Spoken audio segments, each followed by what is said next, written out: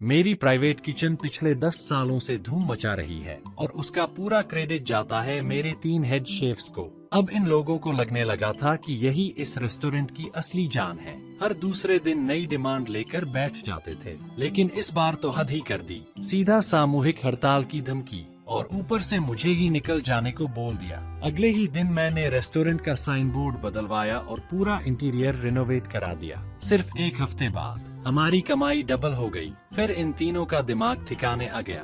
वापस आकर गिड़गिड़ाने लगे, बॉस हमने अच्छे से सोच लिया है, हम अपनी पुरानी सैलरी पर ही काम कर लेंगे, बस हमें वापस आने दो, नए लोगों को ट्रेन भी कर देंगे। ठीक है, सॉरी, इस पौष्टिक चिकन स्ट्यू को बार बार चलाने की जरूरत नहीं होती। शेफ शू, हम भाइयों को आपसे कुछ कहना है। आज इस रेस्टोरेंट का जो नाम है ना, वो सब हमारे हाथों की करछी की वजह से है। तो हमें लगता है कि हमारी अभी की सैलरी हमारी स्किल्स के हिसाब से बहुत कम है। हमें 50% सैलरी बढ़ोतरी चाहिए और रेस्टोरेंट के प्रॉफिट का 30% हिस्सा भी, वरना आज हम लोग यहीं बवाल कर देंगे। अच्छा, बस इतनी सी बात? ये क्या एटीट्यूड है तुम्हारा? मतलब तुम लोगों की ये डिमांड मुझे मंजूर नहीं, और इसी वक्त मैं तुम तीनों के इस्तीफे मंजूर करता हूँ। तुम्हारा पूरा हिसाब अभी क्लियर कर दिया जाएगा। आज के बाद तुम्हें इस किचन में काम करने की जरूरत नहीं है। शू चेन, दिमाग खराब हो गया है क्या तुम्हारा? हम तीनों के बिना तुम्हारा ये प्राइवेट रेस्टोरेंट 2 दिन भी नहीं चलेगा। हमें मत सिखाओ, हमें पता है तुमको लेजर देखने के अलावा कुछ नहीं आता। एक सिंपल सब्जी तक ढंग से नहीं बना सकते। रुको, जब कस्टमर टेबल पलटेंगे ना, तब देखते हैं कैसे हमारे पैरों में गिरकर वापस बुलाते हो। माफ कीजिएगा सभी लोग, आज किचन के इक्विपमेंट मेंटेनेंस पर है, इसलिए हमें जल्दी बंद करना पड़ रहा है। हम अभी खाना सर्व भी नहीं कर पाए। आज के खाने का बिल मेरी तरफ से। बात को इतना गर्म करने की जरूरत नहीं थी। लाओ वांग, सच में अफसोस हो रहा है, उनकी स्किल्स यूं चली गयी। हर अच्छी चीज का एक दिन अंत होता है। मेरे पास अपना प्लान है, लाओ वांग ने सख्त आवाज में कहा। ठीक है, दम है तुम में, शू चेन, बाद में पछताना मत। चलो भाइयों, निकलते हैं। आखिरी टेबल के कस्टमर को विदा करने के बाद भी सिस्टर लियो मुझे समझाने की कोशिश कर रही थी। वो पिछले 8 सालों से मेरे साथ है और उसे अच्छे से पता है कि इस रेस्टोरेंट की असली जान कहाँ बसती है। लेकिन सिस्टर लियो ये नहीं जानती थी कि मैं इस पूरे खेल को बहुत पहले ही समझ चुका था। पारंपरिक रेस्टोरेंट बिजनेस की सबसे बड़ी कमजोरी यही होती है कि उसकी किस्मत पूरी तरह शेफ की स्किल और मूड पर टिकी रहती है। आज ओल्ड वांग 30% हिस्सेदारी मांग रहा है, कल 50% मांगेगा और परसों शायद दुकान पर कब्जा करके खुद का रेस्टोरेंट खोल ले। मैं ये होने नहीं दे सकता था। उसी रात मैंने नोटिस लगवा दिया, रेस्टोरेंट 1 हफ्ते के लिए रेनोवेशन के कारण बंद रहेगा। सिस्टर लियो तो टेंशन में आ गई। बॉस, दुकान बंद रही तो पुराने कस्टमर सब चले जाएंगे। मैंने ज्यादा कुछ नहीं समझाया, बस इतना कहा, 1 हफ्ता इंतजार करो, रिजल्ट खुद दिख जाएगा। उन 7 दिनों में मैंने खुद को किचन में बंद कर लिया। पिछले 10 सालों की सारी रेसिपी और कस्टमर्स के फीडबैक एक एक करके दोबारा देखे। तभी मुझे एक पैटर्न समझ आया। कस्टमर्स जिन डिशेज को सबसे ज्यादा पसंद करते थे, वो हाई फ्लेम वाली मुश्किल डिशेज नहीं थी। असल स्टार तो हमारे सिग्नेचर नरिशिंग सूप डम्पलिंग्स थे। और इस डिश की खास बात क्या थी?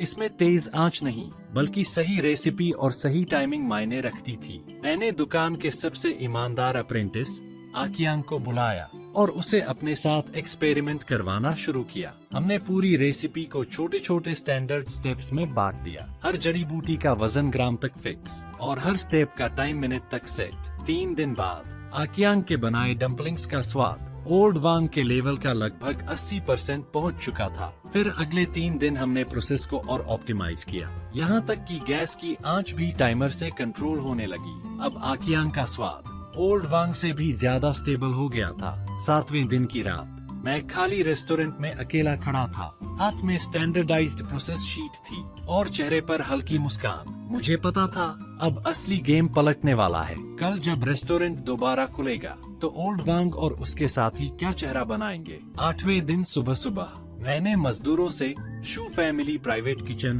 का पुराना बोर्ड उतरवा दिया। उसकी जगह नया बोर्ड लगा, शूज हेल्थ पैक। सिस्टर लियो नए साइन बोर्ड को देखकर चुप हो गई। लग रहा था जैसे कुछ कहना चाहती हो, पर रुक गई। मुझे पता था वो किस बात से डर रही थी। 10 साल पुराने ब्रांड का नाम बदलना रेस्टोरेंट इंडस्ट्री में बहुत बड़ा रिस्क माना जाता है, लेकिन मैं दिल से जानता था जब तक पुराना नहीं टूटेगा नया बन ही नहीं सकता। उधर दूसरी तरफ ओल्ड वांग और उसके दोनों साथी हैतियन रेस्टोरेंट में जश्न मना रहे थे। वो रेस्टोरेंट मेरे सबसे बड़े दुश्मन झाओ हाई का था। उसकी दुकान हमेशा मेरी दुकान से एक लेवल ऊपर मानी जाती थी और वो कब से मेरे इलाके को निगलने का मौका ढूंढ रहा था। जैसे ही झाओ हाई को पता चला कि मैंने अपने तीनों हेड शेफ निकाल दिए हैं, उसने तुरंत उनकी सैलरी डबल करके ऑफर दे दिया और लालच में आकर तीनों उसी के पास चले गए। ओल्ड वांग ने अपने वीचैट मोमेंट्स पर एक फोटो पोस्ट की। कैप्शन था, अक्लमंद पंछी हमेशा अच्छे पेड़ पर बैठता है और समझदार आदमी सही मालिक चुनता है। पोस्ट पर धड़ाधड़ लाइक्स आने लगे। सब लोग बस मेरा तमाशा देखने का इंतजार कर रहे थे। लेकिन सच कहूँ तो मेरे पास उन लोगों पर ध्यान देने का टाइम ही नहीं था। इस एक हफ्ते में मैंने सिर्फ रेसिपी नहीं बदली थी, पूरा किचन सिस्टम ही बदल डाला था। पहले प्राइवेट डिश बनाने के लिए दर्जनों चूल्हे लगते थे, अलग अलग कढ़ाई, स्टीमर, स्ट्यू पॉट और शेफ्स ऐसे भागते रहते थे जैसे किचन नहीं युद्ध का मैदान हो। लेकिन अब मैंने सिर्फ 6 स्पेशल पॉट्स रखे, हर पॉट के साथ टाइमर लगा था और सामने स्टैंडर्ड ऑपरेशन फ्लो चार्ट। सबसे बड़ा बदलाव था seasoning system. Health preserving chicken stew में इस्तेमाल होने वाली 23 तरह की जड़ी बूटियों को मैंने अलग अलग कुकिंग टाइम के हिसाब से 5 सीजनिंग पैकेट्स में बांट दिया। पहला पैकेट बेसिक हर्ब्स, जैसे ही बर्तन उबलना शुरू करे डाल दो। दूसरा पैकेट खुशबू बढ़ाने वाला, 20 मिनट धीमी आंच के बाद डालो। तीसरा पैकेट फ्लेवर के लिए, 40 मिनट बाद। चौथा पैकेट रंग निखारने के लिए, 50 मिनट बाद। और आखिरी पैकेट फ्रेशनेस बढ़ाने वाला। गैस बंद करने से 5 मिनट पहले हर सीजनिंग पैकेट को मैं और आकियांग पहले से तैयार करते थे। सेंट्रल वर्कबेंच पर सारी सामग्री नाप तोल कर पैक करते, फिर वैक्यूम बैग में सील करके नंबर और टाइम लिख देते।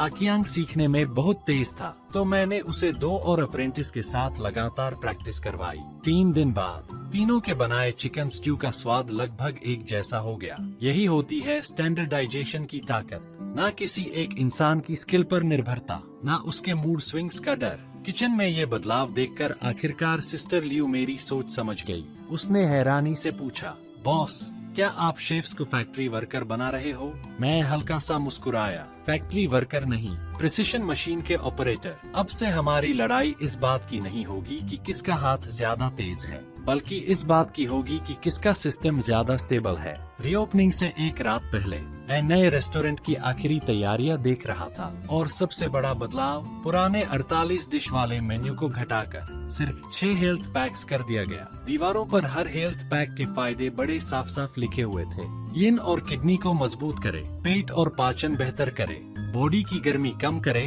डिटॉक्स करे, क्यूई और खून बढ़ाए, नींद अच्छी करे, दिमाग शांत रखे, स्किन चमकदार बनाए और सबसे बड़ा सरप्राइज, इनकी कीमत पुरानी प्राइवेट किचन से 20% कम थी। सिस्टर लियो ने घबराकर पूछा, क्या लोग सच में सिर्फ ये 6 चीजें खाने आएंगे? मैंने खिड़की के बाहर समुद्र किनारे वाले इलाके की तरफ देखते हुए कहा, कल पता चल जाएगा। अगली सुबह ठीक 10 बजे मैंने टाइम पर दुकान का दरवाजा खोल दिया। उसी वक्त ओल्ड वांग उधर से गुजर रहा था। उसने नया साइन बोर्ड देखा और हंस पड़ा। वो दरवाजे पर आकर बोला, शू चेन, अब दवाई वाला खाना बेचोगे? कस्टमर खाने आते हैं, सिर्फ सूप पीने नहीं। मैंने उसकी बात को पूरी तरह इग्नोर कर दिया। बस सिस्टर लियू से कहा, कस्टमर्स के स्वागत की तैयारी करो।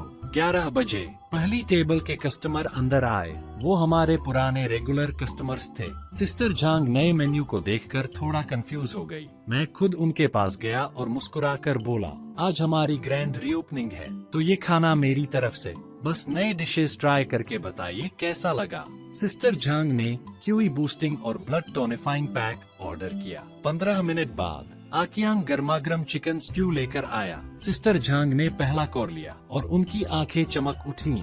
उसी पल मुझे समझ आ गया, गेम सेट हो चुका है। उन्होंने लगातार 3 चम्मच सूप पिया, फिर चिकन का एक टुकड़ा उठाकर धीरे धीरे चखा। कुछ सेकंड बाद उन्होंने चॉपस्टिक नीचे रखी और बोली, मिस्टर शू, इसका स्वाद पहले से अलग है, लेकिन ज्यादा सुकून देने वाला। पहले आपके खाने में तेल और मसाले इतने भारी होते थे कि खाने के बाद मुंह सूख जाता था, लेकिन ये सूप बहुत हल्का और फ्रेश लग रहा है। पीते ही पूरा शरीर गर्म हो गया। उनकी बात खत्म ही हुई थी कि बाहर से 5-6 और टेबल के कस्टमर अंदर आ गए। सब आस पड़ोस के लोग थे। उन्हें पता चला था कि मेरी दुकान फिर से खुल गई है, तो देखने चले आए। सरल मेन्यू देखकर कुछ लोग आपस में फुसफुसाने लगे। बस इतनी सी डिशेज, अरे ब्रेस्ड पोर्क कहाँ है, और वो उबली हुई फिश। मैंने आराम से समझाया, अब से हमारा focus health preserving hot pots पर रहेगा। हर एक पॉट मास्टरपीस होगा और सिर्फ 15 मिनट में तैयार मिलेगा। कुछ लोगों ने शक भरी नजरों से ऑर्डर दे दिया।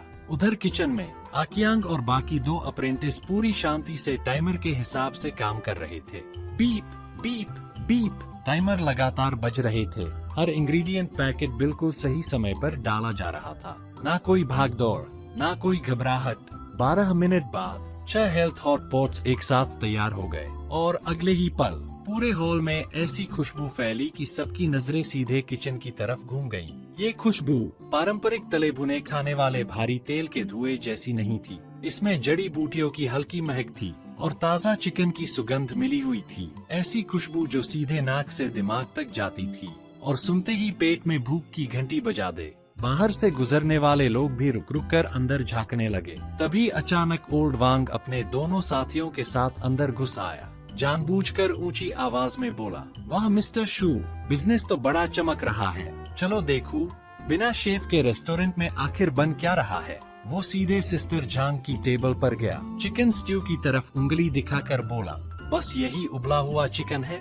सिस्टर झांग, आपको तो मेरे स्टर फ्राइड पोर्क किडनी बहुत पसंद थे। वो होती है असली कुकिंग, वो होता है असली हुनर। सिस्टर झांग ने भौहें सिकोड़ ली, लेकिन उसे इग्नोर कर दिया। ओल्ड वांग फिर भी नहीं रुका। वो दूसरी टेबल पर गया, एक चिकन का टुकड़ा उठाया, चखा और तुरंत नाक सिकोड़कर बोला, फीका स्वाद, दवाई की स्मेल बहुत ज्यादा है। इसे भी कोई डिश बोलता है? फिर मेरी तरफ देखकर हंसा। शू चेन, तू रेस्टोरेंट चला रहा है या मेडिकल स्टोर? मैंने शांत आवाज में जवाब दिया। ओल्ड वांग, अगर खाना खाने आए हो तो स्वागत है, लेकिन अगर तमाशा करने आए हो तो बाहर का रास्ता खुला है। ओल्ड वांग का चेहरा गुस्से से लाल हो गया। वो कुछ बोलने ही वाला था कि तभी बाहर से लोगों की भीड़ अंदर आने लगी। असल में खुशबू आसपास की ऑफिस बिल्डिंग्स तक पहुंच गई थी। लंच ब्रेक कम था और सबने देखा कि हमारा खाना बहुत जल्दी सर्व हो रहा है, तो सफेद कॉलर वाले ऑफिस कर्मचारी सीधे अंदर घुस आए।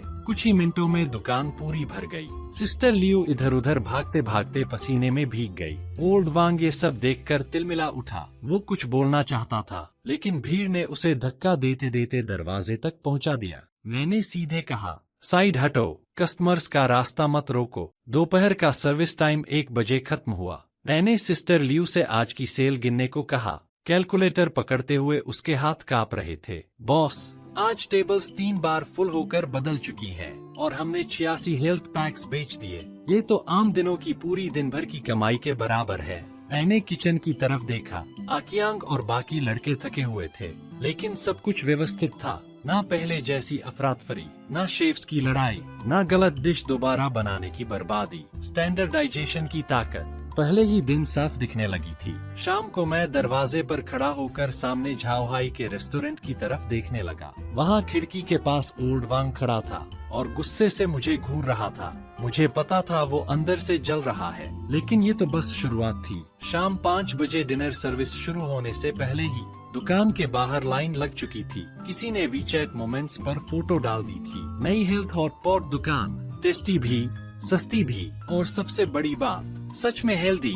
कमेंट सेक्शन फट पड़ा था। सब लोग एक ही चीज पूछ रहे थे, लोकेशन भेजो, दुकान कहाँ है भाई, हमें भी ट्राई करना है। सिस्टर लियो एक्साइटेड होकर बोली, बॉस, अगर यही हाल रहा ना तो आज की सेल्स डबल हो जाएगी। मैंने हल्का सा सिर हिलाया, लेकिन अंदर ही अंदर मुझे पता था असली लड़ाई अभी शुरू हुई है। झाओहाई इतनी आसानी से हार मानने वालों में से नहीं था, और ओल्ड वांग वो तो बिल्कुल भी नहीं। लेकिन फर्क नहीं पड़ता, क्योंकि मेरे पास वो हथियार था जो उनके पास कभी नहीं होगा। एक ऐसा स्टैंडर्डाइज्ड सिस्टम जिसे बिना किसी खास इंसान पर निर्भर हुए कॉपी भी किया जा सकता था और बड़े लेवल पर फैलाया भी। रात 10 बजे आखिरी कस्टमर को विदा करने के बाद सिस्टर लियू ने आज की फाइनल कमाई बताई। बॉस, आज की इनकम बिल्कुल डबल हुई है। मैंने किचन की तरफ देखा। सारे इंग्रेडिएंट पैकेट साफ सुथरे तरीके से रखे हुए थे, पॉट्स चमक रहे थे। उसी पल मुझे एहसास हुआ मैं सही रास्ते पर हूँ। लेकिन अगली सुबह एक ऐसा इंसान आया जिसकी उम्मीद मुझे बिल्कुल नहीं थी। वो था एक फूड ब्लॉगर, लियू शियाओशिन, सोशल मीडिया का बड़ा वी, मिलियंस फॉलोअर्स वाला। उसने आते ही कहा, कल रात मैंने एक लोकल कस्टमर की वीडियो देखी थी, उसमें आपका चिकन हॉट पॉट दिख रहा था, काफी दिलचस्प लगा, इसलिए खुद देखने आ गया। मैं मुस्कुराया, वेलकम वेलकम, इधर बैठिए। लेकिन मुझे अंदाजा नहीं था कि उसकी वीडियो इतना बड़ा धमाका कर देगी। लियू शियाओशिन ने 3 अलग अलग health preserving hot pots order किए। वो खाते खाते वीडियो शूट कर रहा था। कभी हमारे मेडिसिनल इंग्रेडिएंट्स दिखाता, कभी ताज़ा देसी चिकन। वीडियो में उसने कहा, इस रेस्टोरेंट ने मेरी पारंपरिक खानपान वाली सोच ही बदल दी। मालिक ने जटिल चीनी हर्बल फॉर्मूले को एक सटीक इंग्रेडिएंट पैकेट सिस्टम में बदल दिया है। हर पॉट का स्वाद एकदम कंसिस्टेंट है और सबसे बड़ी बात, ये सच में हेल्दी है। सूप पीने के बाद पूरा शरीर हल्का और फ्रेश महसूस हो रहा है। उसने मेरी दीवार पर लगा वार्मिंग नोट भी शूट किया। सूप पीने के बाद अगर बार बार वॉशरूम जाना पड़े तो घबराइए मत। ट्रेडिशनल हर्बल डाइट शरीर की नमी और टॉक्सिन्स बाहर निकालती है। उसी रात वीडियो वायरल हो गई, 10 लाख से ज्यादा व्यूज। अगली सुबह दुकान के बाहर लंबी लाइन लगी हुई थी। कई लोग तो दूसरे जिलों से सिर्फ इस वायरल हेल्थ पैक को ट्राई करने आए थे। सिस्टर लियू सुबह से रात तक भागती रही। उसे पानी पीने तक का टाइम नहीं मिल रहा था। मुझे तुरंत 3 और वेटर रखने पड़े और किचन में अब 6 अप्रेंटिस शिफ्ट में काम करने लगे। वीकेंड आते आते कमाई ओपनिंग डे से 3 गुना हो चुकी थी। मैं कैश काउंटर के पीछे खड़ा था और लगातार आते कस्टमर्स को देखकर अंदर से पूरी तरह संतुष्ट महसूस कर रहा था। स्टैंडर्डाइजेशन वाला सिस्टम अब असली टेस्ट पास कर चुका था। इतनी भीड़ के बावजूद खाने की क्वालिटी बिल्कुल नहीं गिरी, लेकिन सामने वाला झाओ हाई अब बेचैन होने लगा था।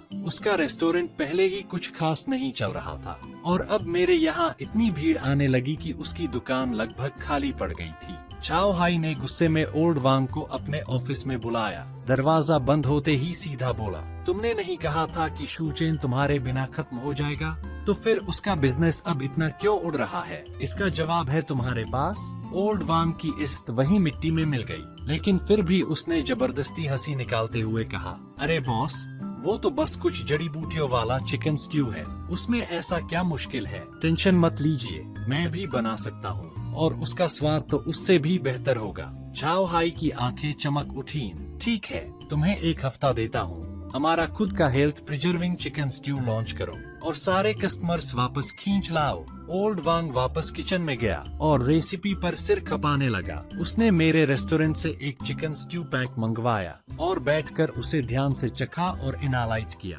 उसे उसमें एंजेलिका, गोजी बेरी, कोडोनोप्सिस और एस्ट्रागैलस जैसी आम जड़ी बूटियां पहचान में आ गईं। लेकिन उसके दिमाग में एक ही बात चल रही थी, बस इतनी सी चीज। उसे अपनी 20 साल की शेफ वाली एक्सपीरियंस पर बहुत घमंड था। इंग्रेडिएंट्स और मसालों की समझ पर तो उसे पूरा भरोसा था।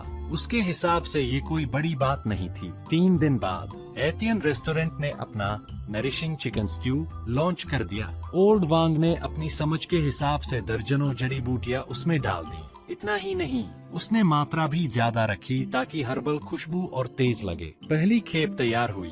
उसने खुद चखकर देखा, तुरंत मुस्कुराया, वाह, मेडिसिनल फ्लेवर कितना स्ट्रॉन्ग है, ये तो शू चेन वाले से भी ज्यादा हेल्दी लगेगा। झाओ हाई ने तुरंत दुकान के बाहर बड़ा सा बैनर लगवा दिया, एतियन रेस्टोरेंट पेश करता है मशहूर शेफ द्वारा बनाया गया health preserving chicken hot pot, पहले से ज्यादा असरदार जड़ी बूटियों के साथ। और ग्राहकों को खींचने के लिए उसने कीमत भी मेरी दुकान से 20% कम रख दी।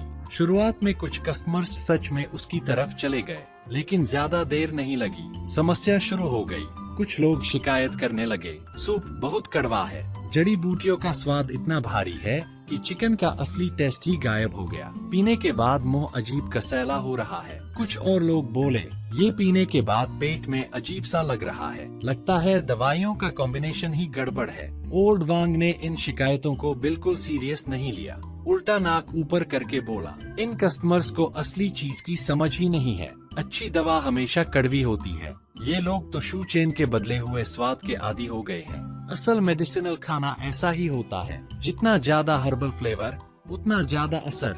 झाओ हाई आधा मान रहा था, आधा कंफ्यूज था, लेकिन अपनी खाली पड़ी दुकान देखकर वो खुद भी परेशान हो चुका था। उसने ओल्ड वांग को फिर कहा, रेसिपी और सुधारो, कुछ ऐसा बनाओ जो शू चेन से टक्कर ले सके। अब ओल्ड वांग पूरी जिद में आ चुका था। हर दिन किचन में बंद होकर नई नई रेसिपी ट्राई करता, कभी कोई जड़ी बूटी बढ़ाता, कभी घटाता, लेकिन स्वाद का सही बैलेंस उसे मिल ही नहीं रहा था। वो समझ ही नहीं पा रहा था, एक जैसी जड़ी बूटियां इस्तेमाल करने के बावजूद शू चेन का सूप इतना स्वादिष्ट और हल्का कैसे है और मेरा इतना कड़वा। असल जवाब बहुत सिंपल था। चीनी हर्बल मेडिसिन में एक पूरा सिस्टम होता है, मुख्य जड़ी बूटी, सहायक जड़ी बूटी, संतुलन बनाने वाली और असर को सही दिशा देने वाली। हर जड़ी बूटी की मात्रा और उसे डालने का समय सब कुछ सेकंड और मिनट के हिसाब से कंट्रोल होता है। एक छोटी सी गलती स्वाद बिगाड़ सकती है और 1 मिनट की देरी पूरे औषधीय संतुलन को खराब कर सकती है। मैंने ये सब समझने के लिए पूरा 1 हफ्ता लगाया था। पुरानी चीनी मेडिसिन की किताबें पढ़ी और 3 अनुभवी TCM डॉक्टरों से सलाह ली। ऐसे में ओल्ड वांग सिर्फ अपनी शेफ वाली फीलिंग के भरोसे कैसे सफल हो सकता था। 1 हफ्ते बाद की शाम मैं दुकान का स्टॉक चेक कर रहा था, तभी अचानक सिस्टर लियू घबराई हुई अंदर दौड़ी आई। Boss, food and drug administration वाले आए हैं, कह रहे हैं शिकायत मिली है कि हमारे हेल्थ पैक्स में बैन की गई जड़ी बूटियां इस्तेमाल हो रही हैं। वो अचानक जांच करने आए हैं। मेरे दिल में तुरंत एक ठंडी लहर दौड़ गई। मैं समझ गया, ये झाओ हाई की चाल है। सीधी टक्कर में हारने के बाद अब वो गंदी चालें चलने लगा था। मैंने धीरे से अपनी शर्ट सीधी की और दुकान के बाहर चला गया। वहाँ 3 यूनिफॉर्म पहने अधिकारी खड़े थे। उनमें से लीडर एक लगभग 40 साल की महिला थी, सरनेम चेन। उन्होंने अपना बैज दिखाया और बोली, हमें एक अनोनिमस शिकायत मिली है। शक है कि आपके सूप बेस में प्रतिबंधित चीनी औषधीय जड़ी बूटियां मिलाई जा रही हैं। हमें जांच में आपका सहयोग चाहिए। मैंने बिना घबराए जवाब दिया, बिल्कुल, कृपया अंदर आइए। हमारी सारी सामग्री और रेसिपी जांच के लिए खुली है। कैप्टन चेन ने मुझे गौर से देखा। शायद वो मेरी शांति देखकर थोड़ा हैरान थी, क्योंकि आमतौर पर अचानक रेड पड़ते ही रेस्टोरेंट मालिक घबरा जाते हैं और सफाई देने लगते हैं, लेकिन मेरा शांत रवैया उल्टा उन्हें और शक में डाल रहा था। मैं उन्हें सीधे किचन में ले गया, फिर सारे इंग्रेडिएंट पैकेट्स बाहर निकाले और एक एक करके खोलकर दिखाने लगा। मैंने हर पैकेट की जड़ी बूटियों का नाम और उनका काम एक एक करके बताना शुरू किया। एंजेलिका सिनेंसिस खून बढ़ाने के लिए, वुल्फबेरी आँखों की रोशनी बेहतर करने के लिए, कोडोनोप्सिस पिलोसुला शरीर की ऊर्जा बढ़ाने के लिए, एस्ट्रागैलस शरीर की रक्षा क्षमता मजबूत करने के लिए, पोरिया कोकोस पाचन और तिल्ली मजबूत करने के लिए, डायोस्कोरिया पेट को पोषण देने के लिए। कैप्टन चेन ने अपनी लिस्ट निकाली और एक एक करके सब चेक करने लगी। आखिर में पता चला सारी जड़ी बूटियां राष्ट्रीय स्तर पर मंजूर थी, यानी खाने और औषधि दोनों में इस्तेमाल की अनुमति थी। कोई भी प्रतिबंधित चीज नहीं मिली। फिर उन्होंने सप्लाई चेन चेक की। मेरी सारी जड़ी बूटियां लाइसेंस वाले हर्बल मार्केट से खरीदी गई थी। हर खरीद की रसीद, इंस्पेक्शन रिपोर्ट सब फाइल में व्यवस्थित रखा था। कैप्टन चेन ने उन साफ सुथरी फाइलों को देखकर भौं उठाई। बॉस शू, आपका मैनेजमेंट काफी स्टैंडर्डाइज्ड है। मैं मुस्कुराया। फूड सेफ्टी रेस्टोरेंट बिजनेस की सबसे बड़ी लाइन है। यहाँ छोटी सी लापरवाही भी नहीं चल सकती। उसके बाद उन्होंने सूप के सैंपल लिए ताकि लैब में टेस्ट हो सके। मैंने पूरा सहयोग दिया, यहाँ तक कि खुद ही कहा, अगर चाहे तो हमारी पूरी ऑपरेटिंग प्रोसेस भी देख सकते हैं। शेफ अभी यहीं लाइव बनाकर दिखा देंगे। कैप्टन चेन ने सिर हिलाया। आकियान को इशारा मिला और उसने तुरंत स्टैंडर्ड प्रोसेस के हिसाब से काम शुरू कर दिया। पहले चिकन तैयार किया, फिर पानी उबाला और तय समय के हिसाब से एक एक करके जड़ी बूटियां डालता गया। पूरा प्रोसेस इतना व्यवस्थित था कि हर स्टेप का रिकॉर्ड भी लिखा जा रहा था। कैप्टन चेन ये सब देखकर सोच में पड़ गई। उन्होंने मुझसे पूछा, ये पूरा सिस्टम आपने खुद बनाया है? मैंने सीधा जवाब दिया, हाँ, मैं सिर्फ एक पारंपरिक रेस्टोरेंट नहीं बनाना चाहता। मैं ऐसा हेल्थ ब्रांड बनाना चाहता हूँ जिसे आसानी से कॉपी और बड़े लेवल पर फैलाया जा सके। इसीलिए शुरुआत से ही मैंने फूड सेफ्टी और स्टैंडर्डाइजेशन को सबसे ऊपर रखा। पूरी जांच करीब 2 घंटे चली। आखिर में कैप्टन चेन ने रिकॉर्ड बुक बंद की और बोली, फिलहाल शुरुआती जांच में कोई समस्या नहीं मिली है। बाकी सैंपल टेस्ट की रिपोर्ट 3 दिन में आएगी। तब तक आप सामान्य तरीके से बिजनेस चला सकते हैं। मैंने उन्हें बाहर तक छोड़ा, लेकिन वापस मुड़ा तो देखा कस्टमर्स आपस में धीरे धीरे बातें कर रहे थे। अचानक हुई ऐसी जांच रेस्टोरेंट की प्रतिष्ठा पर सीधा असर डालती है और भरोसे का संकट भी पैदा कर सकती है। मुझे समझ आ गया, अब मुझे खुद पहल करनी होगी और इस मुसीबत को मौके में बदलना होगा। उसी रात मैंने रेस्टोरेंट के ऑफिशियल अकाउंट पर एक वीडियो पोस्ट की। वीडियो में मैंने पूरी जांच की बात खुलकर बताई और फिर साफ कहा, कल से हमारा पूरा किचन लाइव स्ट्रीम होगा। हर ऑपरेशन प्रोसेस, हर रॉ मटेरियल, हर रेसिपी और उसका अनुपात, सब कुछ पूरी तरह ट्रांसपेरेंट रहेगा। मैंने वीडियो में सबको खुला न्योता दिया, जब चाहो आकर खुद देख लो, हमारी पूरी किचन आपके लिए खुली है। वीडियो पोस्ट होते ही कमेंट सेक्शन फट पड़ा। कुछ लोग बोले ड्रामा कर रहा है, कुछ ने कहा नहीं, आदमी सच में ईमानदार लग रहा है, लेकिन ज्यादातर लोग एक्साइटेड थे। अगली सुबह मैंने किचन में 3 हाई डेफिनेशन कैमरे लगवा दिए। उनकी लाइव फीड सीधे रेस्टोरेंट की बड़ी स्क्रीन पर चल रही थी। अब डाइनिंग एरिया में बैठे कस्टमर्स साफ साफ देख सकते थे कि हर हेल्थ स्ट्यू कैसे बन रहा है। इस कदम ने पूरा माहौल हिला दिया, क्योंकि ज्यादातर रेस्टोरेंट्स की किचन तो किसी रहस्यमयी गुफा जैसी होती है। कस्टमर्स को कभी पता ही नहीं चलता कि अंदर खाना कैसे बनता है, लेकिन मेरा सब कुछ खुला दिखाना लोगों को यही महसूस करा रहा था, इस आदमी को अपने खाने पर पूरा भरोसा है और छिपाने के लिए कुछ भी नहीं। 3 दिन बाद फूड एंड ड्रग एडमिनिस्ट्रेशन की टेस्ट रिपोर्ट आ गई। सारे इंडिकेटर्स पास, सब कुछ क्वालिफाइड। कैप्टन चेन ने खुद मुझे फोन करके रिजल्ट बताया। उन्होंने मेरे ट्रांसपेरेंट किचन मॉडल की तारीफ करते हुए कहा, ये तरीका बहुत अच्छा है, इसे बाकी जगहों पर भी प्रमोट किया जाना चाहिए। मैंने तुरंत रिपोर्ट की फोटो खींची और ऑनलाइन पोस्ट कर दी। कैप्शन था, सच्चाई को डर किस बात का, जांच के लिए हमेशा स्वागत है। पोस्ट आग की तरह वायरल हो गई। 1 लाख से ज्यादा शेयर। कमेंट्स में लोग लिखने लगे, अब तो इस रेस्टोरेंट में जरूर जाना पड़ेगा, कम से कम यहाँ भरोसा तो है। नतीजा, बिजनेस कम होने के बजाय उल्टा 20% और बढ़ गया, पहले से भी ज्यादा। सिस्टर लियो खुशी से लगभग उछल रही थी। बॉस, इस बार तो झाओ हाई ने हमें गिराने की कोशिश में फ्री की एडवर्टाइजिंग कर दी।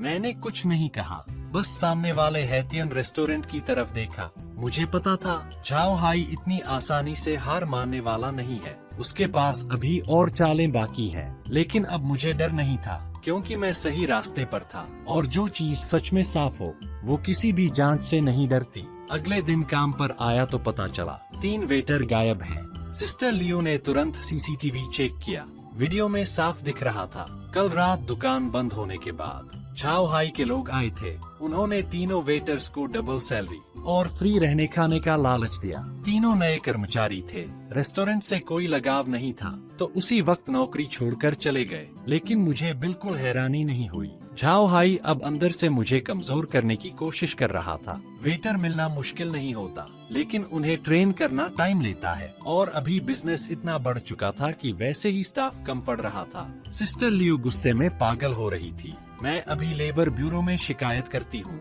मैंने उसे रोक दिया, जबरदस्ती से कोई नहीं रुकता, जिसे जाना है जाने दो, नए लोग रख लेंगे। इतने में सिस्टर लियो का फोन बज उठा। सिस्टर लियो ने फोन उठाया, लेकिन बात करते करते उसका चेहरा अजीब हो गया। फोन कटते ही उसने मेरी तरफ देखा। बॉस, ओल्ड वांग था, कह रहा था वो वापस आना चाहता है, पुरानी शर्तों पर ही काम करेगा, कोई शेयर नहीं मांगेगा, बस एक मौका चाहता है। मैं ठंडा सा हंसा। अच्छा, अब याद आई वापसी? जब गया था तब तो बड़ा शेर बन रहा था। सिस्टर लियो ने धीरे से आह भरी। सुना है झाओ हाई का बिजनेस दिन ब दिन गिरता जा रहा है। ओल्ड वांग और बाकी दोनों को 2 महीने से सैलरी नहीं मिली और झाओ हाई रोज गालियाँ देता है। वो लोग ठीक से हेल्थ चिकन स्ट्यू भी नहीं बना पा रहे। ओल्ड वांग को अब सच में पछतावा हो रहा है। मैंने सिर हिलाया। शूज हेल्थ चिकन स्ट्यू को अब पारंपरिक शेफ की जरूरत नहीं है। मुझे ऐसे लोग चाहिए जो सिस्टम फॉलो कर सकें, न कि खुद को भगवान समझने वाले मास्टर शेफ। सिस्टर लियो फिर मुझे मनाने वाली थी, लेकिन मैंने हाथ उठाकर रोक दिया। मुझे पता था वो बुरा नहीं सोच रही। उसके हिसाब से ओल्ड वांग और उसकी टीम स्किल्ड थे और वापस आकर मदद कर सकते थे, लेकिन वो एक बात नहीं समझ रही थी। मैं जिस चीज को खत्म करना चाहता था वो थी किसी एक इंसान पर निर्भरता। अगर ओल्ड वांग वापस आता तो पिछले 1 महीने की मेरी सारी मेहनत बेकार हो जाती। मैंने तुरंत आकियांग को ऑफिस में बुलाया। सीधे कहा, आज से तुम किचन हेड हो, सैलरी 50% बढ़ेगी।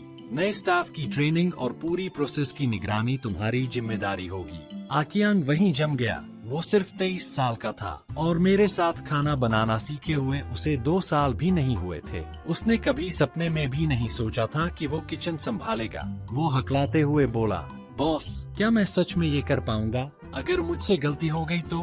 मैंने उसके कंधे पर हाथ रखा। पिछले 1 महीने में तुम्हारा काम मैं देख चुका हूँ। मेहनत, ध्यान और सिस्टम फॉलो करने की क्षमता, ये सब किसी भी तथाकथित टैलेंट से ज्यादा जरूरी है। और याद रखो, हम इंसानों पर नहीं, सिस्टम पर चलते हैं। जब तक प्रोसेस सही फॉलो होगी, कोई भी अच्छा प्रोडक्ट बना सकता है। आकियांग की आंखें लाल हो गईं। उसने जोर से सिर हिलाया। मुझे पता था, मैंने सही इंसान चुना है। ये लड़का मेरे स्टैंडर्डाइज्ड सिस्टम का सबसे मजबूत स्तंभ बनेगा। स्टाफ वाली समस्या सुलझने के बाद मैंने अगले कदम के बारे में सोचना शुरू किया। अभी दुकान में सिर्फ 6 हेल्थ पैक्स थे। हालांकि सब हिट थे, लेकिन एक समय बाद लोग बोर हो जाते। मुझे प्रोडक्ट लाइन और बेहतर करनी थी और उसके लिए मुझे एक प्रोफेशनल न्यूट्रिशनिस्ट चाहिए था। तभी मुझे अपने कॉलेज की क्लासमेट याद आई, सू चिंग। ग्रेजुएशन के बाद से ही वो एक टॉप टियर हॉस्पिटल में काम कर रही थी। सू चिंग न्यूट्रिशन और ट्रेडिशनल चीनी डाइट थेरेपी की बहुत बड़ी एक्सपर्ट थी,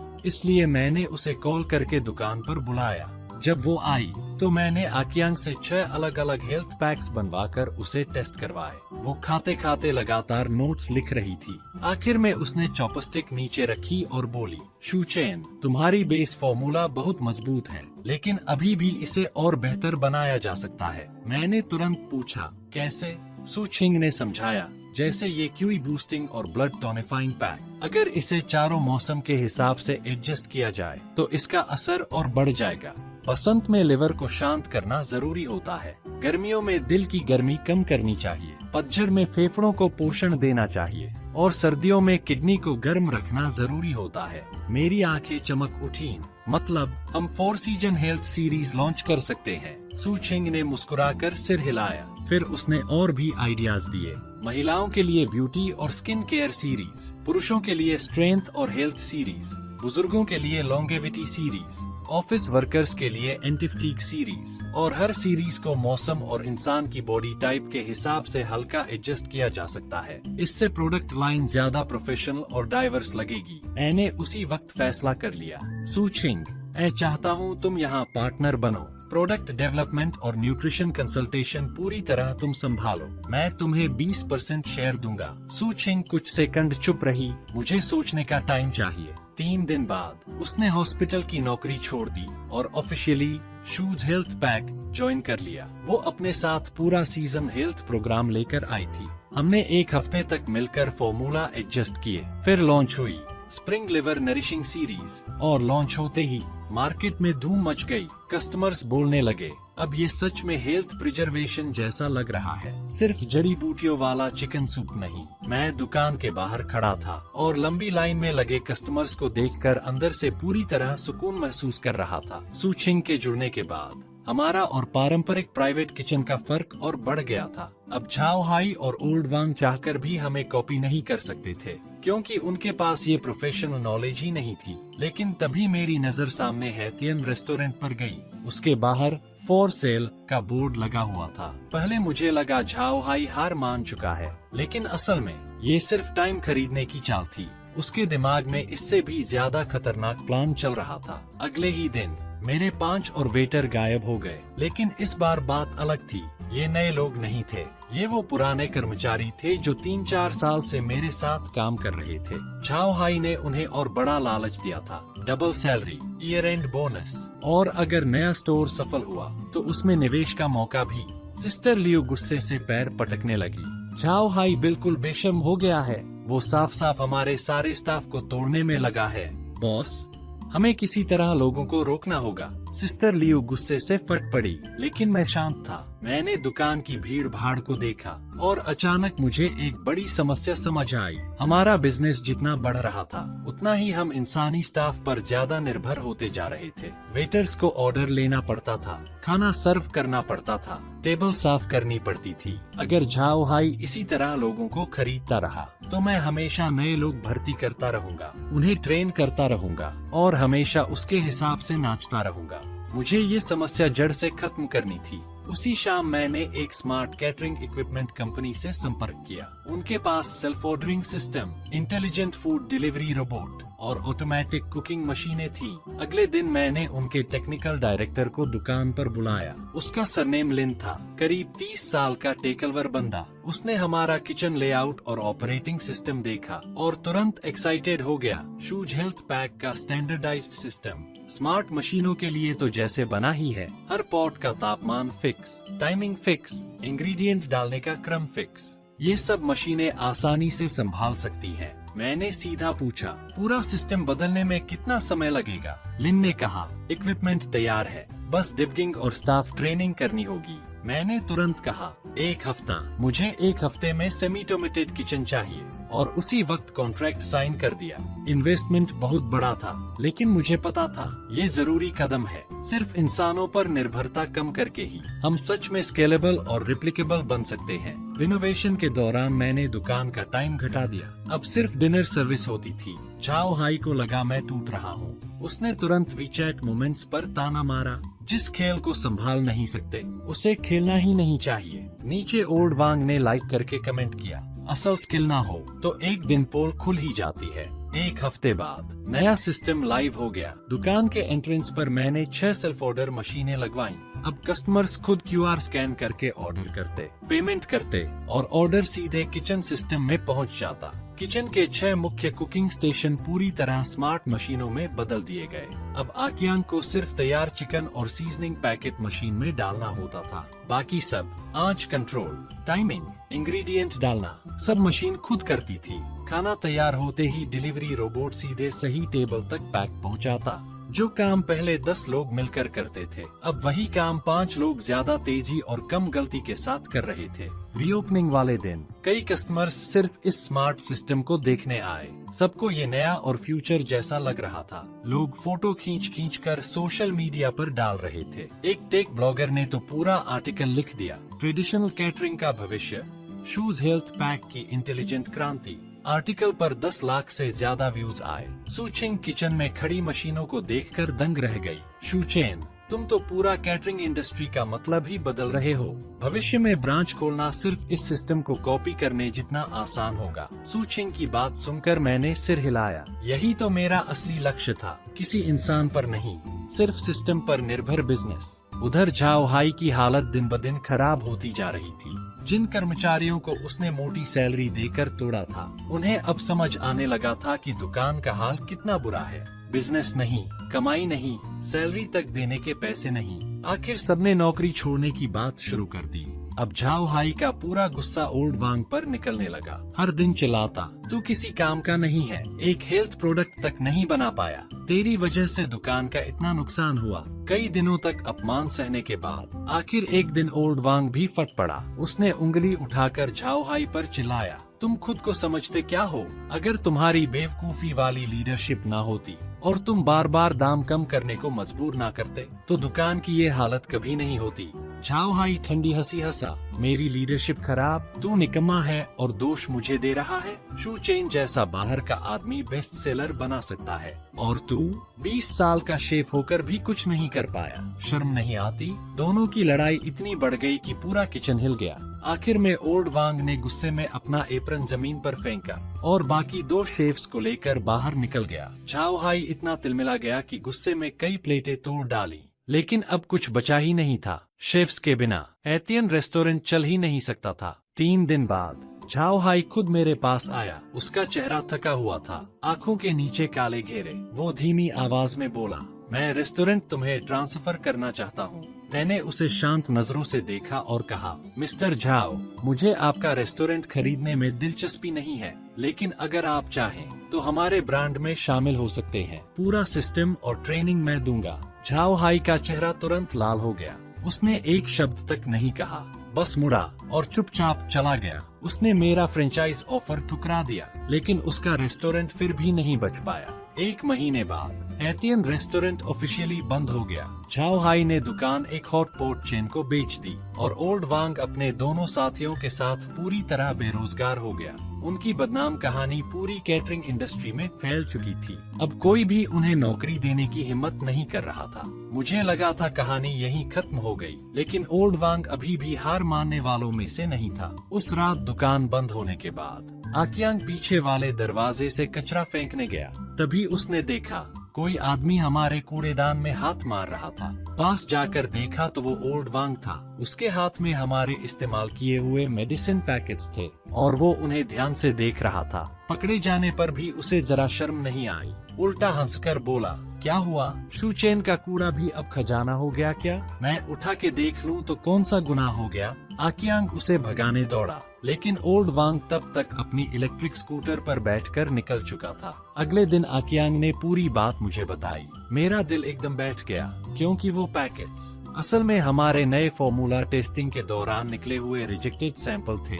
कुछ में जड़ी बूटियों का अनुपात गलत था, कुछ एक्सपायर हो चुके थे। मैं उन्हें नष्ट करने वाला था, लेकिन पिछले कुछ दिनों की भागदौड़ में बस पीछे जमा कर दिए थे। मैंने तुरंत पूछा, क्या वो सारे पैकेट अभी भी वही हैं? आकियांग ने सिर हिलाया, नहीं बॉस, ओल्ड वांग कल सब उठा ले गया। करीब 20 पैकेट थे। मेरी भौहें सिकुड़ गईं। वो फॉर्मूला जानलेवा तो नहीं था, लेकिन जड़ी बूटियों का असंतुलन पेट पर बुरा असर डाल सकता था। हल्के केस में दस्त और ज्यादा हुआ तो उल्टी तक। मैंने टेस्टिंग के दौरान यही समस्या पकड़कर उन्हें रिजेक्ट किया था। सिस्टर लियो घबराकर बोली, बॉस पुलिस बुलाए, ये चोरी नहीं मानी जाएगी।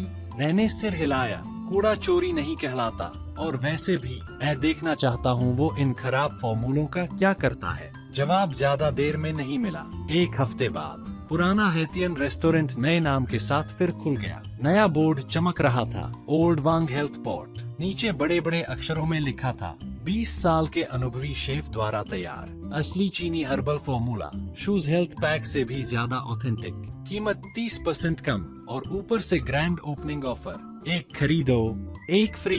तभी मुझे समझ आया, चाओ हाई अभी भी हेल्थ पॉट मार्केट छोड़ना नहीं चाहता था। उसने फिर से ओल्ड वांग को पैसे देकर वापस बुला लिया था और दोनों ने मिलकर नया गेम शुरू कर दिया। ओल्ड वांग ने मेरे खराब रिजेक्टेड फॉर्मूलों को जोड़ तोड़कर अपनी समझ से एक नकली ऑथेंटिक रेसिपी बना ली थी। शुरुआती कुछ दिनों में काफी लोग वहां जाने लगे। कुछ लोग सस्ती कीमत देखकर गए, कुछ जिज्ञासा में, और कुछ इसलिए क्योंकि हमारी दुकान में लंबी लाइन लगती थी। सामने की दुकान में भीड़ देखकर सिस्टर लियू थोड़ी परेशान हो गई। बॉस, वो लोग इतनी सस्ती कीमत पर बेच रहे हैं, क्या हमें भी प्राइस कम नहीं करना चाहिए? सिस्टर लियू घबराकर बोली। मैंने आराम से चाय का घूंट लिया। कुछ करने की जरूरत नहीं, बस बैठकर तमाशा देखो। सुचिंग ने भी सामने वाली दुकान का मामला नोटिस किया। वो खुद ओल्ड वांग की दुकान से एक पैक खरीद कर लाई, फॉर्मूला चेक किया, एक चम्मच चखा और तुरंत भौहें सिकोड़ ली। इस रेसिपी में दिक्कत है, जड़ी बूटियों का अनुपात पूरी तरह बिगड़ा हुआ है। गर्म और ठंडी प्रकृति वाली चीजों का बैलेंस ही नहीं है। ज्यादा खाने पर लोगों का पेट जरूर खराब होगा। मैंने धीरे से सिर हिलाया। मुझे पता है, वो वही रिजेक्टेड फॉर्मूला है जिसे मैंने फेंक दिया था। ओल्ड वांग को लगा उसने खजाना पा लिया, लेकिन असल में वो टाइम बम उठा लाया। मेरी माँ थोड़ी परेशान होकर बोली, अगर लोग बीमार पड़ गए और फिर दोष हमारे ऊपर डाल दिया तो? आखिर वो भी हेल्थ पैक ही बेच रहा है। लेकिन मैं पहले से तैयार था। मैंने सिस्टर लियू से दुकान में एक बड़ा नोटिस लगवाया, शूज हेल्थ प्रिजर्वेशन फॉर्मूला हमारी एक्सक्लूसिव रिसर्च और पेटेंटेड रेसिपी है। मार्केट में बिक रहे किसी भी नकली प्रोडक्ट का हमारी दुकान से कोई संबंध नहीं है। कृपया केवल ऑफिशियल चैनल से ही खरीदे। मैंने वही स्टेटमेंट ऑनलाइन भी पोस्ट कर दिया। अगले एक हफ्ते तक ओल्ड वांग का बिजनेस काफी अच्छा चला। वो रोज वीचैट मोमेंट्स पर फोटो डालता। कैप्शन, पुराना अदरक ज्यादा तीखा होता है, असली हुनर की कॉपी नहीं हो सकती। नीचे लोग कमेंट करते, पुराने मास्टर शेफ पर भरोसा है। लेकिन मैंने कोई जवाब नहीं दिया। मैं बस रोज की तरह अपना काम करता रहा, क्योंकि मुझे पता था अब टाइम बम फटने ही वाला है। और हुआ भी वही। 10वें दिन की शाम मुझे अचानक एक अनजान कॉल आया। फोन सिटी पीपल्स हॉस्पिटल के इमरजेंसी डिपार्टमेंट से था। डॉक्टर ने बताया, आज रात हमारे यहाँ 7 मरीज भर्ती हुए हैं। सभी को तेज दस्त और उल्टियाँ हो रही हैं। पूछताछ में पता चला, 7 ने एक ही जगह खाना खाया था, ओल्ड वांग हेल्थ पैक। हमें फूड पॉइजनिंग का शक है और हमने इसकी report food and drug administration को दे दी है। फोन कटने के बाद मैं कुछ सेकंड चुप खड़ा रहा। सच कहूँ तो मुझे पहले से अंदाजा था कि कुछ ना कुछ गड़बड़ होगी, लेकिन इतनी जल्दी और इतने लोगों के साथ ये मैंने भी नहीं सोचा था। अगली सुबह ओल्ड वांग हेल्थ पैक के बाहर सील लगा दी गई। फूड एंड ड्रग एडमिनिस्ट्रेशन की टीम अंदर घुस चुकी थी। सारे सैंपल लिए गए, जांच शुरू हुई और रिपोर्ट में साफ निकला सूप बेस में जड़ी बूटियों का अनुपात बेहद असंतुलित था। कई ठंडी प्रकृति वाली जड़ी बूटियां एक साथ इस्तेमाल की गई थी, जिससे कमजोर पेट वाले लोगों को गंभीर दस्त हो रहे थे। लेकिन असली मुसीबत इससे भी बड़ी थी। कुछ जड़ी बूटियां एक्सपायर हो चुकी थी और उनमें फफूंदी लग चुकी थी। यही असली फूड पॉइजनिंग का कारण निकला। ये मामला इंटरनेट पर आग की तरह फैल गया। अस्पताल में भर्ती मरीजों ने अपनी मेडिकल बिल्स और ओल्ड वांग की दुकान की रसीदें ऑनलाइन पोस्ट कर दी। कैप्शन था, हेल्थ पैक निकला जहर, सब लोग सावधान रहें। कमेंट सेक्शन फट पड़ा। कई लोगों ने लिखा, हमने भी वहाँ खाया था, अस्पताल तो नहीं जाना पड़ा, लेकिन पेट जरूर खराब हुआ था। लोकल न्यूज चैनल्स भी तुरंत कूद पड़े। हेडलाइंस चलने लगी, नकली हेल्थ पैक्स से कई लोग बीमार, लापरवाह मालिक पर जांच शुरू। रिपोर्टर्स ने पीड़ितों का इंटरव्यू लिया। सबका एक ही जवाब था, हम तो 20 साल के अनुभवी शेफ के नाम पर भरोसा करके गए थे। किसे पता था खाना खाकर अस्पताल पहुंचना पड़ेगा। उधर हालात बिगड़ते देख झाओ हाई ने तुरंत अपना रंग बदल लिया। उसने प्रेस कॉन्फ्रेंस कर डाली। कैमरे के सामने बोला, मैं सिर्फ इन्वेस्टर था, रेसिपी और दुकान का पूरा ऑपरेशन ओल्ड वांग संभाल रहा था। उसने एक एग्रीमेंट भी दिखाया जिसमें साफ लिखा था कि प्रोडक्ट क्वालिटी की पूरी जिम्मेदारी ओल्ड वांग की है। आखिर में उसने घोषणा कर दी, आज से हमारा सहयोग खत्म और जरूरत पड़ी तो हम कानूनी कार्रवाई का अधिकार भी रखते हैं। ओल्ड वांग पूरी तरह सुन्न रह गया। उसे उम्मीद नहीं थी कि झाओ हाई इतनी बेरहमी से सारा दोष उसी पर डाल देगा। उसने बचाव में कहा, वो फॉर्मूले तो मैंने शूचेन के कूड़े से उठाए थे, लेकिन उसकी बात पर किसी ने भरोसा नहीं किया। फूड एंड ड्रग एडमिनिस्ट्रेशन के अफसरों ने सीधा पूछा, अगर किसी ने चीज फेंकी थी तो ये सोचने की समझ नहीं थी कि क्यों फेंकी गई होगी। तुम्हें दिखा नहीं कि जड़ी बूटियां एक्सपायर और फफूंदी लगी हुई थीं? तुम्हारे पास फूड बिजनेस लाइसेंस है, हेल्थ परमिट है, लेकिन सच ये था, उसके पास कुछ भी ठीक से नहीं था। उसने बस जल्दबाजी और बदले की आग में दुकान खोल दी थी। ना फॉर्मूला ठीक से समझा, ना खराब सामग्री चेक की, बस पैसे बचाने के चक्कर में सब इस्तेमाल कर लिया। फूड एंड ड्रग एडमिनिस्ट्रेशन ने ओल्ड वांग पर 1 लाख युआन का जुर्माना ठोक दिया और उसका प्रोफेशनल लाइसेंस भी रद्द कर दिया गया। उधर अस्पताल में भर्ती 7 मरीजों ने मिलकर केस कर दिया। मेडिकल खर्च, मानसिक नुकसान, सबका मुआवजा मांगा। एक ही झटके में ओल्ड वांग पर 2 लाख युआन से ज्यादा का कर्ज चढ़ गया और उसे पूरी कैटरिंग इंडस्ट्री से ब्लैकलिस्ट कर दिया गया। उसके साथ काम करने वाले बाकी 2 शेफ भी बच नहीं पाए। हालांकि उन्होंने खुद रेसिपी नहीं बनाई थी, लेकिन किचन स्टाफ होने के नाते फूड सेफ्टी की जिम्मेदारी उन पर भी थी। उन्हें भी जुर्माना भरना पड़ा और इंडस्ट्री में उनकी इमेज पर हमेशा का दाग लग गया। तीनों की जिंदगी पूरी तरह बर्बाद हो गई। अब कोई भी बड़ा रेस्टोरेंट उन्हें नौकरी देने को तैयार नहीं था। यहाँ तक कि छोटी दुकानों ने भी मुंह फेर लिया। तीनों रोज जॉब मार्केट में भटकते रहते थे। जैसे ही लोग सुनते कि वो ओल्ड वांग हेल्थ पैक से आए हैं, भर्ती करने वाले तुरंत सिर हिला देते, नहीं चाहिए। ओल्ड वांग एक दिन सड़क किनारे बैठा था, सामने शूज हेल्थ पैक के बाहर लगी लंबी लाइन को देखता रहा और अचानक रो पड़ा। उसे वो दिन याद आने लगे जब वो शू चेन की दुकान में काम करता था। हाँ, सैलरी बहुत बड़ी नहीं थी, लेकिन स्थिर थी, इज्जत थी। त्योहारों पर शू चेन बोनस और लाल लिफाफे देता था। कभी तनख्वाह लेट नहीं हुई और हमेशा कर्मचारियों के साथ सम्मान से पेश आता था। बस एक चीज की इजाजत नहीं देता था, अपनी स्किल का इस्तेमाल करके उसे ब्लैकमेल करना। अब जाकर ओल्ड वांग को समझ आया, शू चेन ने उन्हें इसलिए नहीं निकाला था क्योंकि उसे उनकी जरूरत नहीं थी, बल्कि इसलिए क्योंकि उसे उनका घमंडी रवैया नहीं चाहिए था। शू चेन ऐसा सिस्टम बनाना चाहता था जो लंबे समय तक टिक सके, न कि ऐसी दुकान जो कुछ शेफ्स की मर्जी पर बंधक बन जाए। बाकी 2 शेफ्स भी अब पछता रहे थे। उन्होंने ओल्ड वांग का साथ देकर बवाल किया। सोचा था शू चेन झुक जाएगा, लेकिन हुआ उल्टा। उन्होंने खुद अपना रास्ता बंद कर लिया। 3 दिन बाद की शाम मैं दुकान में बैठकर हिसाब देख रहा था। तभी सिस्टर लियो अंदर आई। बॉस, ओल्ड वांग और बाकी दोनों बाहर घुटनों पर बैठे हैं। मैं दरवाजे तक गया। सामने ओल्ड वांग और उसके दोनों साथी सच में जमीन पर घुटने टेक कर बैठे थे। बाल बिखरे हुए, कपड़े सिकुड़े हुए। उनकी हालत देखकर यकीन करना मुश्किल था कि यही लोग कभी इतने घमंडी थे। आसपास काफी भीड़ जमा हो गई थी। कुछ लोग खाने आए कस्टमर्स थे, कुछ राह चलते तमाशा देखने रुक गए थे। ओल्ड वांग ने सिर उठाया। उसकी आंखें सूजकर लाल हो चुकी थी। कांपती आवाज में बोला, शूचेन, हम गलत थे, हम एहसान फरामोश निकले। हमें आपको ऐसे ब्लैकमेल नहीं करना चाहिए था। इन दिनों बहुत सोचा, तब समझ आया कि आपने हमारे साथ हमेशा अच्छा व्यवहार किया। वो रोते हुए बोला, हमें वापस आने का एक मौका दे दो। पुरानी शर्तें मंजूर हैं। ना शेयर चाहिए, ना बोनस, बस काम मिल जाए। बाकी दोनों शेफ्स भी सिर झुकाकर जमीन पर माथा टेकने लगे। हम कुछ भी करेंगे, अप्रेंटिस बनकर काम करेंगे, गंदा काम, भारी काम, सब करेंगे, बस हमें भूखा मत मरने दो। भीड़ में फुसफुसाहट शुरू हो गई। कुछ लोग उन्हें पहचान गए। अरे, ये वही हेल्थ पैक वाले शेफ नहीं हैं? कुछ लोग मजाक उड़ा रहे थे, कुछ को उन पर दया भी आ रही थी। सिस्टर लियू धीरे से मेरे पास आई और बोली, बॉस, अब इनके पास सच में कोई रास्ता नहीं बचा। मैंने उसकी बात बीच में ही रोक दी। फिर धीरे धीरे ओल्ड वांग के सामने जाकर खड़ा हो गया। शांत आवाज में बोला, ओल्ड वांग, याद है जाते वक्त तुमने क्या कहा था? तुमने कहा था कि कस्टमर्स तुम्हारी कुकिंग स्किल को पहचानते हैं, मेरी दुकान के नाम को नहीं। तुमने कहा था, तुम लोगों के बिना मेरी दुकान एक दिन भी नहीं चलेगी। ओल्ड वांग ने सिर और नीचे झुका लिया। उसकी आवाज भर्रा गई। उस वक्त मैं अंधे गुस्से में था। बेवकूफी की बातें कर दी।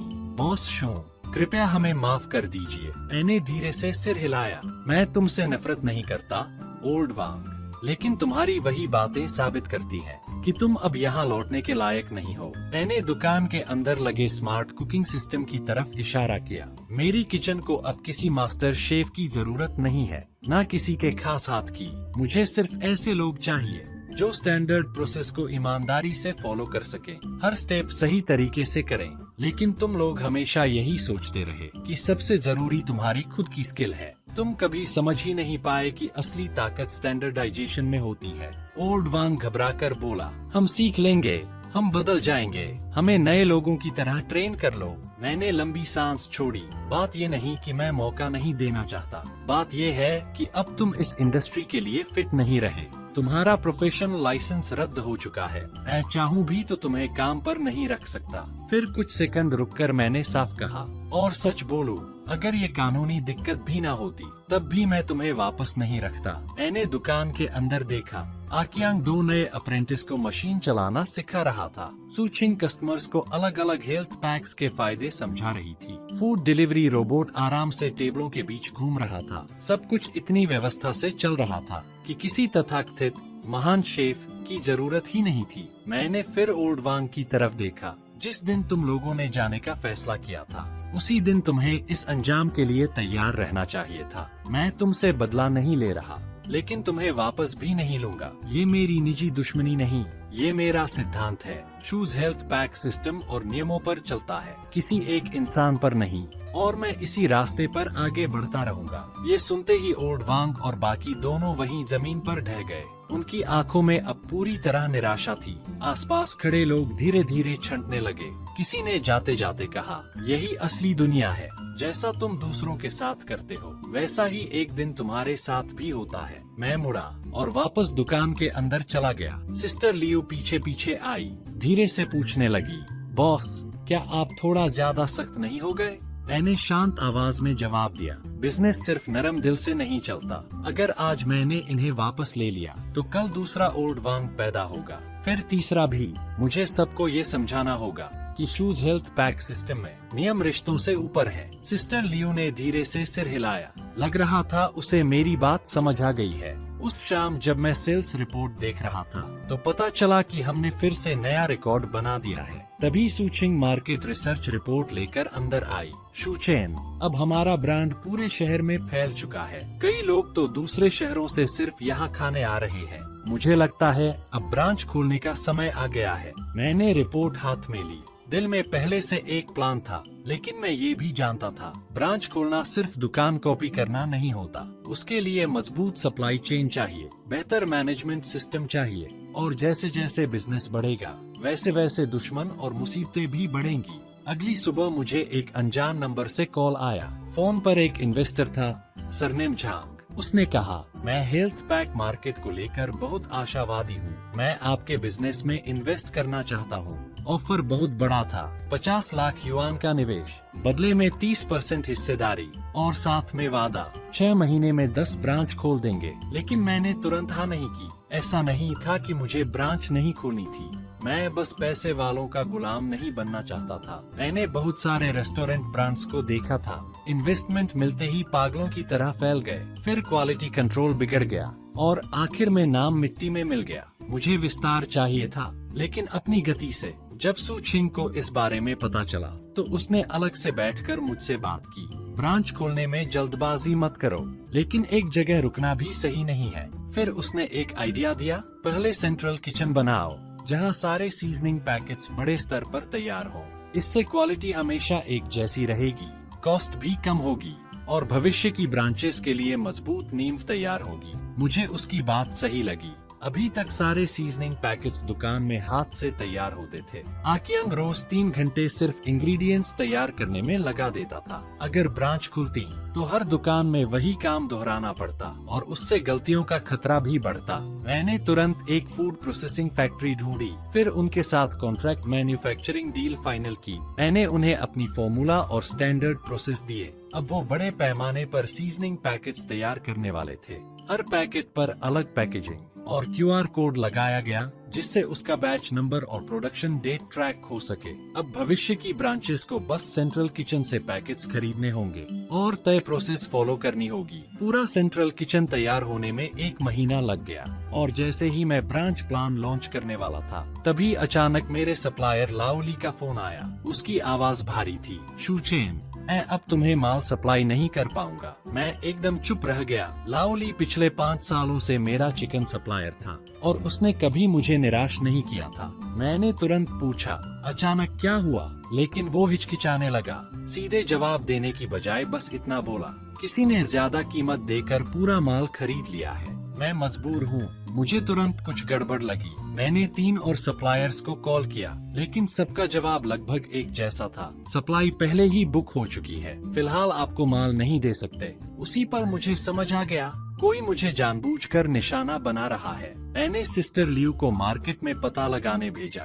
और ज्यादा देर नहीं लगी असली नाम सामने आने में, झाओ हाई। असल में रेस्टोरेंट बंद होने के बावजूद उसके पास अभी भी कुछ पैसा बचा हुआ था। जब उसे पता चला कि मैं ब्रांच खोलने वाला हूँ, तो वो फिर जलने लगा और उसने एक और गंदी चाल चल दी। उसने एक बड़े रेस्टोरेंट सप्लाई चेन मालिक से हाथ मिला लिया। दोनों ने मिलकर ऐसी कंपनी बनाई जो मार्केट के सारे अच्छे क्वालिटी वाले सानहुआंग चिकन खरीद रही थी। उन्होंने किसानों को मार्केट रेट से 20% ज्यादा दाम ऑफर किए, लेकिन शर्त थी, एक्सक्लूसिव सप्लाई एग्रीमेंट साइन करना होगा। सिर्फ आधे महीने में उन्होंने पूरे शहर की 80% चिकन सप्लाई अपने कंट्रोल में ले ली। बाकी जो बचा था या तो घटिया क्वालिटी का था या फिर बेहद महंगा। सिस्टर लियू लगभग घबराकर बोली, बॉस अब क्या करेंगे? चिकन नहीं होगा तो ये दुकान भी नहीं चलेगी। ब्रांच खोलना तो दूर की बात है। मैंने इन्वेंट्री लिस्ट देखी, हिसाब लगाया। मौजूदा बिक्री के हिसाब से स्टॉक ज्यादा से ज्यादा 1 हफ्ता चल सकता था। अगर 1 हफ्ते में नया सोर्स नहीं मिला तो दुकान बंद करनी पड़ेगी। सूचिंग भी परेशान थी। उसने सुझाव दिया, कुछ समय के लिए डक या रिब्स इस्तेमाल कर लेते हैं, लेकिन मैंने तुरंत मना कर दिया। नहीं, हमारी पूरी रेसिपी खास चिकन के लिए बनाई गई है। अगर इंग्रेडिएंट बदल दिया तो स्वाद भी बदल जाएगा और औषधीय असर भी। फिर वो शूज हेल्थ पैक नहीं रहेगा। उस रात मैं अकेला ऑफिस में बैठा पुराने खरीद रिकॉर्ड्स देख रहा था। तभी अचानक मेरी नजर एक नोट पर पड़ी, ग्रामीण ब्रीडिंग बेस। मुझे अचानक 6 महीने पहले की एक यात्रा याद आ गई। मैं गांव के एक फार्म पर गया था। उसके मालिक का सरनेम चेन था। वो खास तौर पर फ्री रेंज सानहुआंग चिकन पालता था। क्वालिटी जबरदस्त थी, लेकिन उत्पादन कम। उस समय मुझे लगा था कि जगह बहुत दूर है और ट्रांसपोर्ट कॉस्ट ज्यादा पड़ेगी, इसलिए आगे बात नहीं बढ़ाई। लेकिन तभी मुझे याद आया, हमने एक इंटेंट लेटर साइन किया था। मैंने तुरंत वो एग्रीमेंट निकालकर ध्यान से पढ़ा। उसमें लिखा था, अगर भविष्य में स्थिर सप्लाई की जरूरत पड़े तो मिस्टर चेन मार्केट रेट पर प्राथमिकता से सप्लाई देंगे, लेकिन ऑर्डर 3 महीने पहले देना होगा। मैंने तुरंत मिस्टर चेन को फोन लगाया। मेरा कॉल देखकर वो खुद भी हैरान रह गए। उन्होंने कहा, पिछले 6 महीनों में कई लोग मेरे चिकन ऊंचे दामों पर खरीदना चाहते थे, लेकिन मुझे हमारा एग्रीमेंट याद था, इसलिए मैंने किसी को हाँ नहीं की। मैंने सीधे पूछा, अभी आप कितना सप्लाई कर सकते हैं? मैंने हिसाब समझाया। अभी की बिक्री के हिसाब से कम 100 चिकन रोस्ट चाहिए, और अगर ब्रांच खुली तो मांग दोगुनी हो जाएगी। फोन के उस तरफ कुछ सेकंड सन्नाटा रहा। फिर मिस्टर चेन बोले, मिस्टर शू, सच कहूँ तो मेरी अभी की फार्मिंग कैपेसिटी सिर्फ 50 चिकन रोस्ट की है, लेकिन अगर आप इंतजार कर सकें तो मैं फार्म बड़ा कर सकता हूँ। 3 महीने में 200 चिकन रोस्ट सप्लाई की गारंटी दे दूंगा। मैंने तुरंत पूछा, आपको क्या चाहिए? उन्होंने कहा, नया चिकन शेड बनाना होगा और ज्यादा चूजे खरीदने होंगे, करीब 3 लाख युआन लगेंगे। मैंने बिना 1 सेकंड सोचे जवाब दिया, मैं आपको अभी 5 लाख युआन एडवांस देता हूँ। अगले 6 महीनों के माल की अग्रिम पेमेंट समझिए। उसी वक्त हमने एक official exclusive supply agreement sign कर लिया। मैंने उनसे मार्केट प्राइस से 10% कम रेट तय किया, लेकिन बदले में लंबी अवधि की स्थिर खरीद की गारंटी दी। मिस्टर चेन की आवाज भावुक हो गई। बॉस शो, ये तो मुश्किल समय में मदद जैसी है। मैं अपनी पूरी जान लगा दूंगा। आपका भरोसा कभी नहीं टूटेगा। फोन कटने के बाद मैंने राहत की सांस ली। हाँ, अगले 3 महीने मुश्किल होने वाले थे, लेकिन कम से कम अब उम्मीद दिख रही थी। मैंने तुरंत बिजनेस स्ट्रेटेजी बदल दी। दुकान के रोज के टाइम 2 घंटे कम कर दिए और सप्लाई लिमिट लगा दी, रोज सिर्फ 100 सर्विंग। इस तरह हम पुराने कस्टमर्स की जरूरत भी पूरी कर सकते थे और स्टॉक भी बचा सकते थे। मैंने दुकान के बाहर नोटिस लगवा दिया, सप्लाई एडजस्टमेंट के कारण फिलहाल रोज सिर्फ 100 हेल्थ पैक्स उपलब्ध होंगे, स्टॉक खत्म होने तक। असुविधा के लिए क्षमा करें, लेकिन जो हुआ उसकी उम्मीद मैंने भी नहीं की थी। इस लिमिटेड सप्लाई ने उल्टा खरीदने की दीवानगी पैदा कर दी। लोग सुबह 9 बजे से लाइन में लगने लगे। कुछ लोग तो ऑनलाइन लिखने लगे, शूज हेल्थ पैक लेना अब कॉन्सर्ट टिकट से भी मुश्किल हो गया है। इस कम मिलता है वाली फीलिंग ने हमारे ब्रांड को और वायरल कर दिया। उधर झाओ हाई ये सब देखकर पागल हो रहा था। उसे लगा था मैं सप्लाई खत्म होने से टूट जाऊंगा, लेकिन उल्टा मेरा बिजनेस और गर्म हो गया। उसने तुरंत लोगों को मेरे नए सप्लायर की जानकारी निकालने भेजा, और जैसे ही उसे गांव वाले फार्म का पता चला, उसने तुरंत मिस्टर चेन से संपर्क किया। ऑफर मेरे दाम से 50% ज्यादा। उसे लगा वो भी बाकी सप्लायर्स की तरह टूट जाएगा, लेकिन मिस्टर चेन ने पूरी बात मुझे खुद बताई। फिर हंसते हुए बोले, बॉस शो, बिजनेस में सबसे जरूरी चीज भरोसा होता है। अगर आपको लगता है मेरा रेट कम है तो हम बैठकर बात कर सकते हैं, लेकिन एक बार हाँ बोलकर फिर किसी और के साथ हाथ मिला लो तो इस इंडस्ट्री में फिर कोई मुझ पर भरोसा नहीं करेगा। फिर वो जोर से हंसे। मैं गांव का आदमी हूँ, हम सबसे ज्यादा ईमानदारी को मानते हैं। जब मैं सबसे मुश्किल हालत में था तब आपने मुझे 5 लाख एडवांस दिए थे। मैं वो एहसान नहीं भूलूंगा। 50% ज्यादा क्या, अगर वो 2 गुना पैसा भी दे तब भी मैं उसके साथ काम नहीं करूंगा। झाओ हाई की ये चाल भी आखिरकार फेल हो गई। कई रेस्टोरेंट्स उसके कंट्रोल वाले चिकन खरीदना ही नहीं चाहते थे। कारण साफ था, दाम बहुत ज्यादा थे। नतीजा, उसके पास जमा किए हुए हजारों चिकन बिक ही नहीं रहे थे, और रोज का दाना पानी, देखभाल, फार्म का खर्च उसकी जेब खाली कर रहा था। 2 महीने बाद ही उसका कैश फ्लो टूटने लगा। उधर मेरी स्थिति धीरे धीरे और मजबूत होती गई। 3 महीने बाद मिस्टर चेन का फार्म पूरी तरह एक्सपैंड हो चुका था। अब वो रोज 200 हाई क्वालिटी सानुआंग चिकन स्थिर रूप से सप्लाई कर सकते थे। और सबसे खास बात, ये सारे चिकन फ्री रेंज थे, यानी खुले पहाड़ों में पलते थे। उनका मांस मार्केट वाले आम चिकन से कहीं ज्यादा स्वादिष्ट था। कई पुराने कस्टमर्स ने कहा, अब तो शूज हेल्थ पैक का स्वाद पहले से भी बेहतर हो गया है। लेकिन असली जीत सिर्फ स्वाद नहीं थी। मेरी लागत अब झाओ हाई के कंट्रोल वाले सप्लायर्स से 30% कम थी। मतलब मैं चाहे तो वही दाम रखकर ज्यादा मुनाफा कमा सकता था, या फिर दाम कम करके प्रतियोगियों की बची खुची जगह भी खत्म कर सकता था। और मैंने दूसरा रास्ता चुना। मैंने कीमत 10% कम कर दी, साथ ही एक नया कैंपेन लॉन्च किया, ट्रेस द ओरिजिन। हमने पुराने कस्टमर्स को मिस्टर चेन के फार्म घूमने का न्योता दिया। जब लोगों ने अपनी आंखों से देखा पहाड़ों में खुले घूमते चिकन, मिस्टर चेन के परिवार की मेहनत और हर स्टेप पर ईमानदारी, तो हमारे ब्रांड पर उनका भरोसा कई गुना बढ़ गया।